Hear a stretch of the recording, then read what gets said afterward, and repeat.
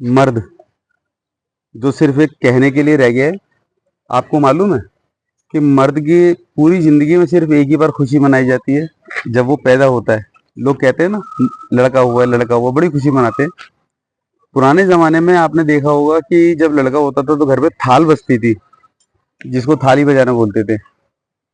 तो उसके पैदा होने की खुशी जीवन में सिर्फ एक बार मनाई जाती है, बाकी पूरी जिंदगी उसको सिर्फ और सिर्फ इस्तेमाल करते हैं एक मर्द को। कैसे कि जब वो बड़ा होता है तो बाप का साथ दे कमाने में, जब वो शादीशुदा हो जाता है तो फिर बीवी का साथ दे, बीवी के साथ साथ में जब उसकी एक छोटी बहन जब बड़ी होने लगती है तो फिर उसकी शादी के लिए उसके दहेज का जुगाड़ करना है, तो अपनी बहन का साथ दे।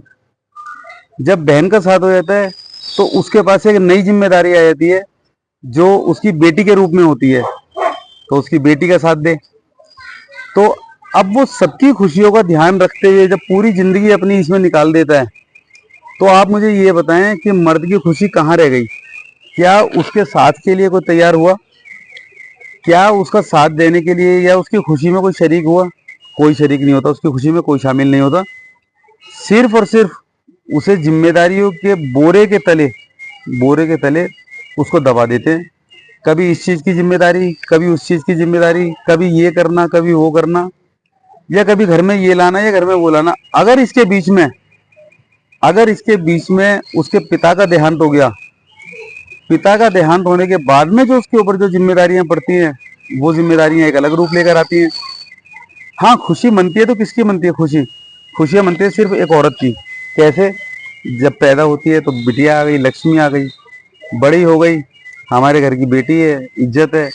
तो ये सब चीजों का सहारा लेते लेते लेते लेते एक दिन जो लड़का, जिसकी पूरी जिंदगी में सिर्फ एक ही बार खुशी मनी थी जब वो पैदा हुआ था, उसके बाद में तो सिर्फ उसका देहांत ही होता है जी।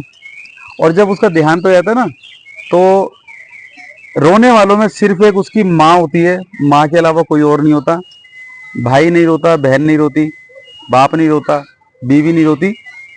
अगर उसके अंदर सबसे ज्यादा स्वार्थी रोने वाला कोई है तो सिर्फ एक शख्स होता है जो आदमी के मरने पे सबसे ज्यादा अपने स्वार्थ के लिए रोता है, वो है उसकी बीवी। जो मरते वक्त एक कॉमन सा वर्ड बोलती है, जो सभी औरतें बोलती हैं कि अब मेरा क्या होगा, अब मेरा क्या होगा। आदमी के लिए तो कोई नहीं जिया ना, तो उसको कहते हैं कि अब मेरा क्या होगा। लेकिन एक माँ है एक ऐसी जो अपने बेटे के लिए या अपने बच्चे के लिए रोती है और तड़पती है, इसके अलावा कोई नहीं होता। तो मर्द की खुशी होने की कहाँ, मर्द के लिए खुशियां कहाँ मनाई जाती हैं? नहीं मनाई जाती ना। तो अपने भ्रम से बाहर निकलें, अपने कर्तव्य पे ध्यान दें, अपने कर्म सुधारें, अपने कर्म सही करें। जहां जिसकी जिम्मेदारी है उसके साथ उतना ही करें जितना उसकी जरूरत है। जितने स्पेस में वो है उतने स्पेस के लिए ही उसके लिए तैयार रहें। बाकी अपने आप पर ध्यान दें, अपने कर्म सुधारें, बस और कुछ ना करें। प्रभु शरण में रहें, राम नाम लेते रहें। किसी का भी एक नाम पकड़ लो, राम बोलो, कृष्ण बोलो।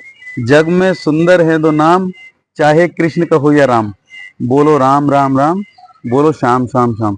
तो सिर्फ एक नाम पकड़ लें और जीवन सार्थक हो जाएगा। राम राम।